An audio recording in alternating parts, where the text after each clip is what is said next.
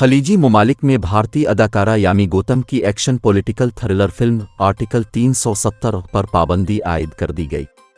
भारतीय media reports के मुताबिक फिल्म आर्टिकल 370 को सऊदी अरब, मुत्तहिदा अरब अमारात, कुवैत, ओमान और बहरीन ने रिलीज की इजाज़त देने से इनकार कर दिया। आर्टिकल 370 2024 की दूसरी बॉलीवुड फिल्म है जिसे रिलीज से रोक दिया गया है।